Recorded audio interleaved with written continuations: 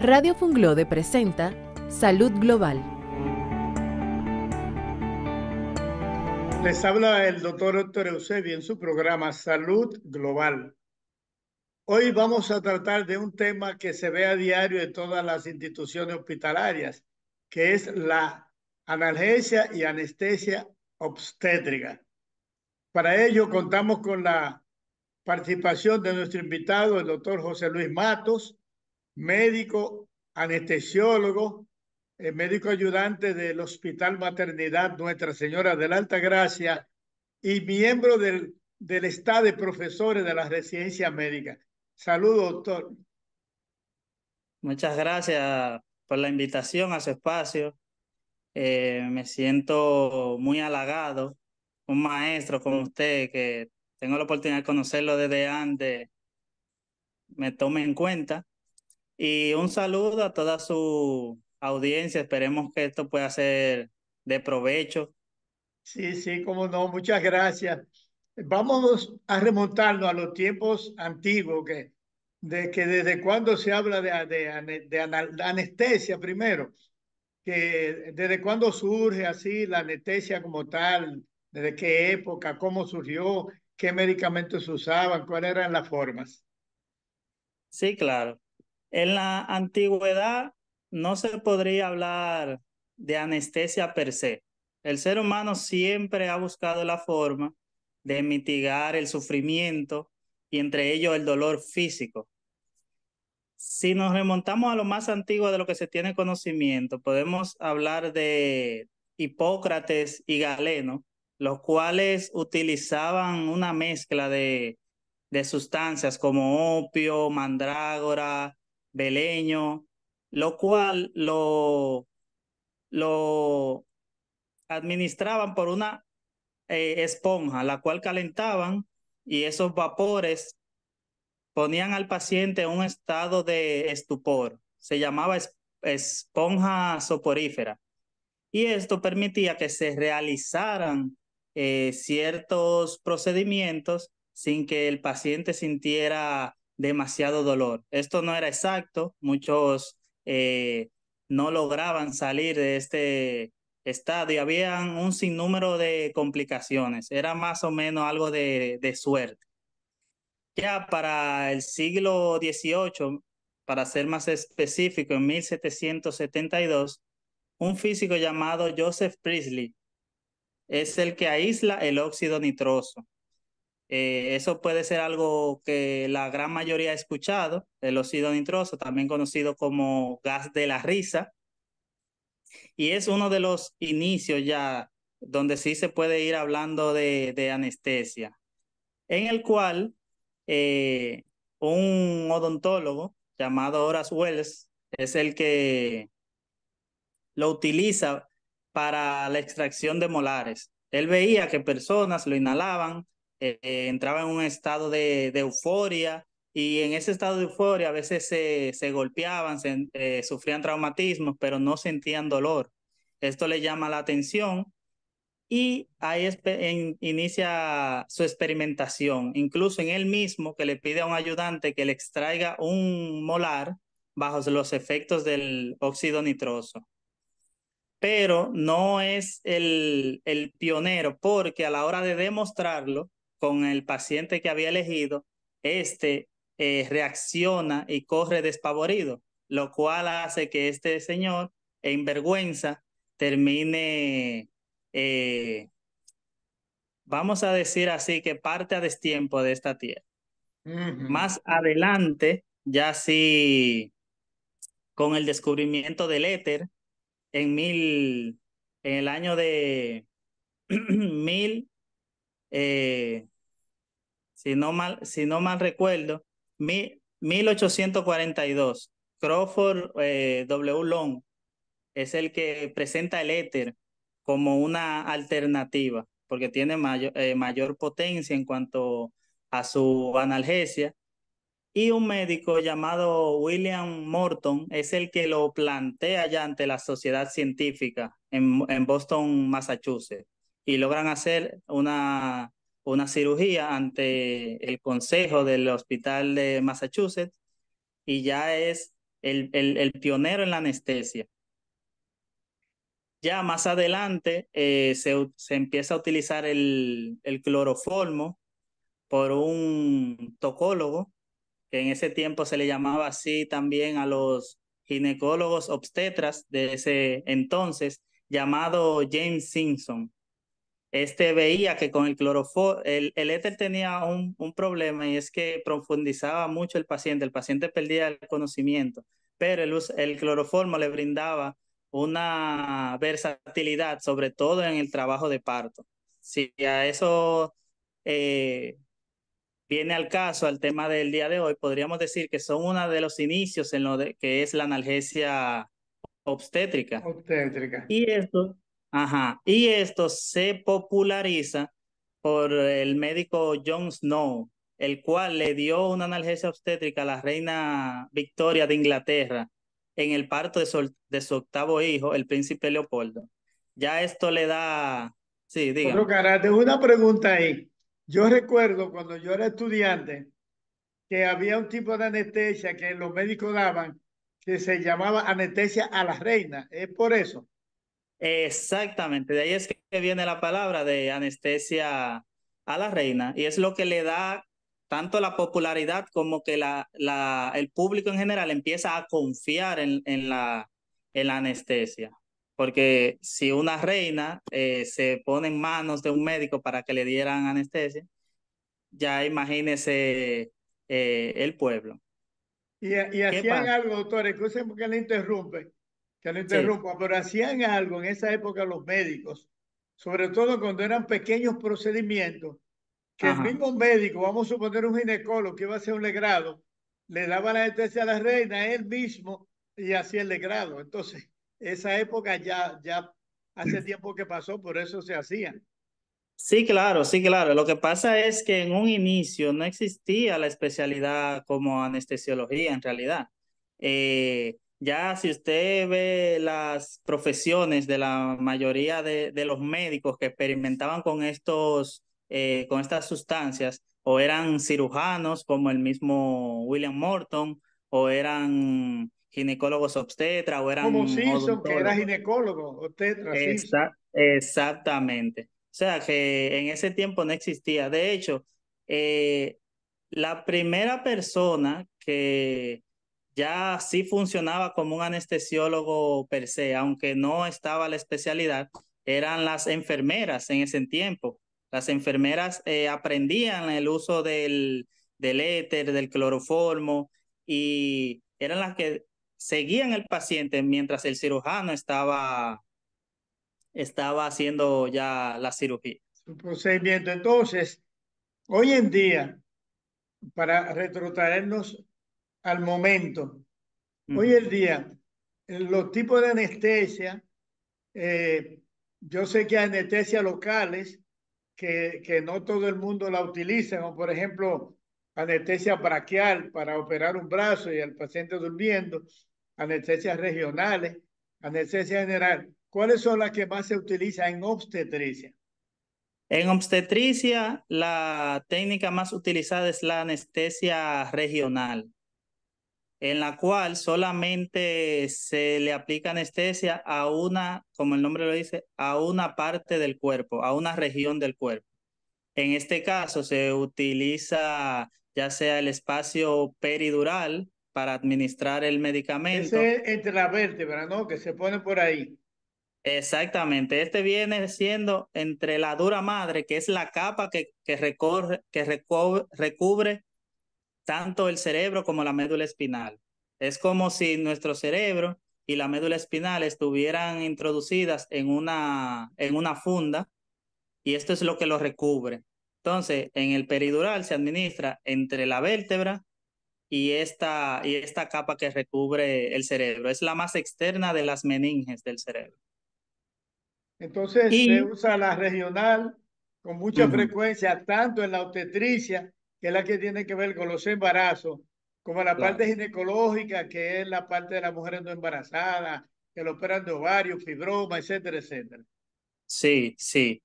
Y la subaracnoidea, que también es de gran utilización en tanto embarazadas como en no embarazadas, que en esta la diferencia es que se punciona la dura madre con una aguja mucho más fina y el anestésico local va directamente hacia donde está el líquido cefalorraquídeo y actúa directamente en la médula espinal. Esa es la anestesia regional. ¿Y la general, cuándo se usa en obstetricia y ginecología?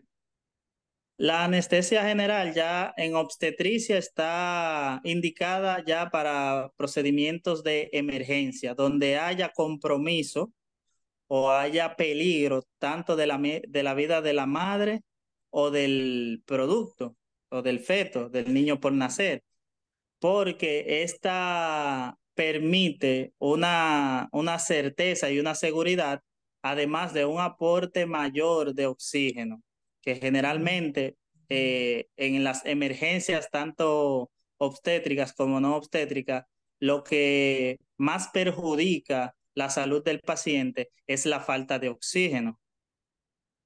Para más contenido como este, síguenos en las redes sociales como @Radio Funglode. Y entonces, cuando nosotros que tenemos una paciente embarazada, que le vamos a dar una anestesia, ¿cuándo está contraindicada una o la otra? Que no se puede usar. Ok. En una paciente embarazada, una anestesia general inhalatoria está indicada en situaciones de una hemorragia masiva. Por ejemplo, un desprendimiento prematuro de placenta, una placenta previa que esté sangrando, comprometiendo la estabilidad hemodinámica de la paciente, una ruptura uterina que produce un sangrado masivo. Esto también es indicación de anestesia general inhalatoria. Ya en etapas tempranas del embarazo, por ejemplo, una paciente que tenga un embarazo ectópico roto, también una paciente hasta que venga con un aborto, pero que tenga un sangrado profuso, incoercible, está indicada una anestesia general inhalatoria. En toda paciente que hay un compromiso hemodinámico, lo cual compromete tanto la vida de la madre como del feto, está indicada la anestesia general inhalatoria. Además de una paciente que tenga una anemia severa por debajo de 8 gramos de hemoglobina, está indicada también una anestesia general inhalatoria. Aún no sea una emergencia inminente en el momento, pero si tiene unos niveles de hemoglobina demasiado disminuidos, también es una indicación de anestesia general inhalatoria. Carente de todas estas características, entonces es más provechoso la utilización de la técnica regional. Y hay otra situación que es los trastornos hipertensivos del embarazo, que es una de las principales causas de muerte materna, actualmente la principal. Ya teniendo en cuenta qué tan elevados están los niveles tensionales, uno puede sopesar entre una técnica regional o una técnica neuroaxial o regional. Si están por encima, así sería, diciéndole de una manera estricta, una paciente que tenga mayor de 150, 110 de nivel tensional o una presión arterial media por encima de 110 milímetros de mercurio, es indicación de anestesia general inhalatoria. Una paciente que haya presentado una eclampsia, o sea, que haya convulsionado producto de su trastorno hipertensivo del embarazo, también es una indicación de anestesia general inhalatoria, a menos que ya esas convulsiones hayan sido tratadas, la paciente estabilizada y esté en condiciones de sopesar un bloqueo regional. Ahora que hablamos ya de la anestesia, ¿no?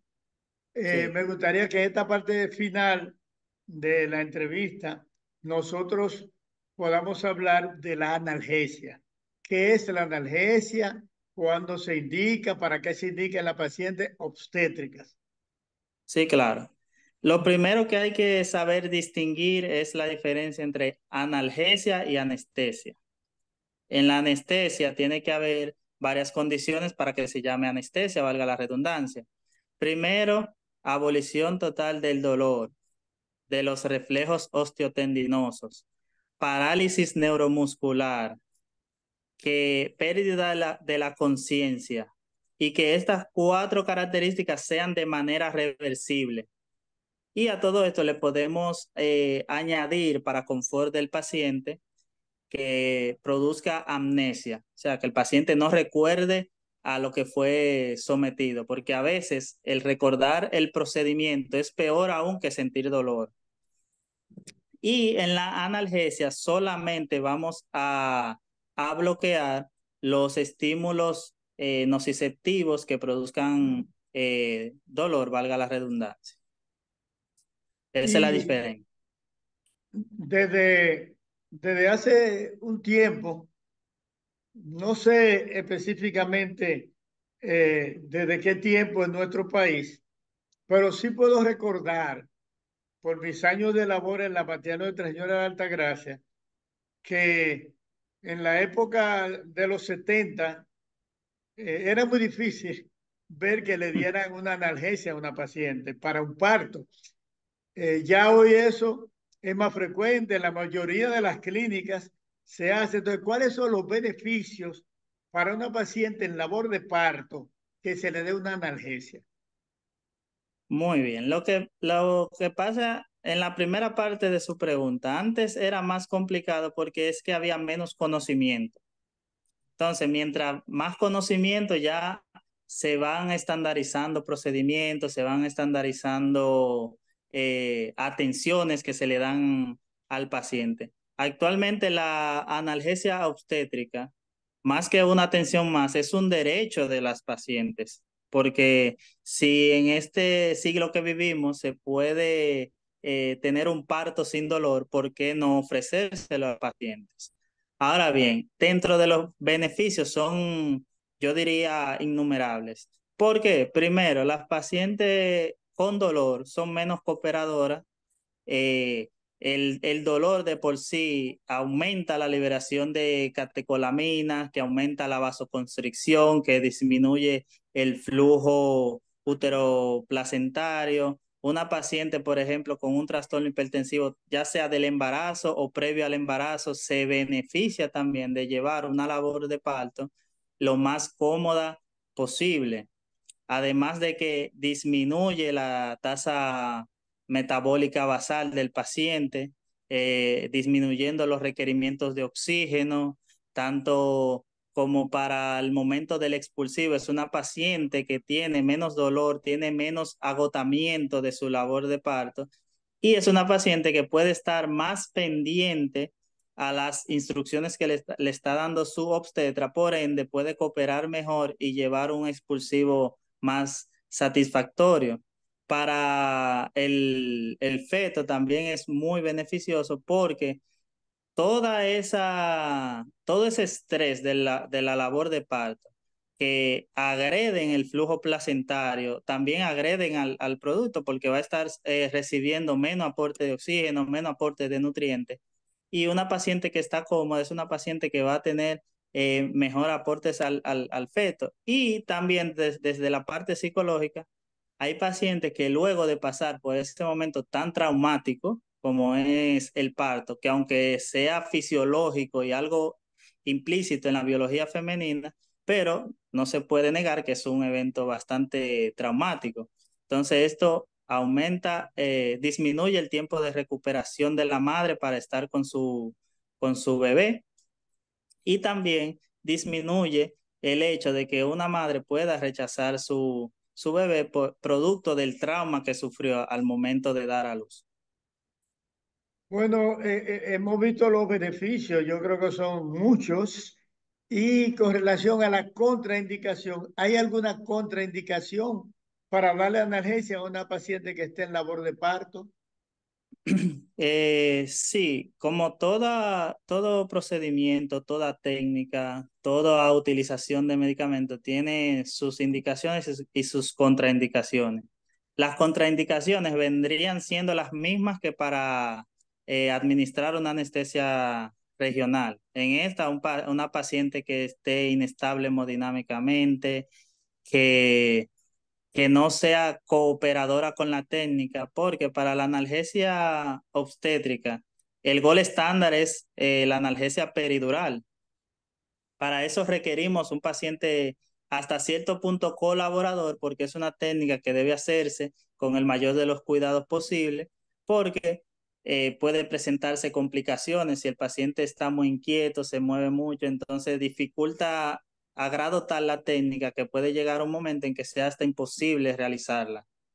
Entonces, un paciente, como le había dicho, inestable hemodinámicamente, que presente alergia a algunos de los medicamentos utilizados, como los anestésicos locales, un paciente que a la valoración obstétrica, el feto tenga un bienestar fetal no asegurado, o sea, que como decían anteriormente, que esté en sufrimiento o algo así, no sería recomendable. O una paciente que se sepa que no va a tener un expulsivo satisfactorio, que ya eso es algo inherente, que una paciente que no vaya a parir no califica para una analgesia obstétrica.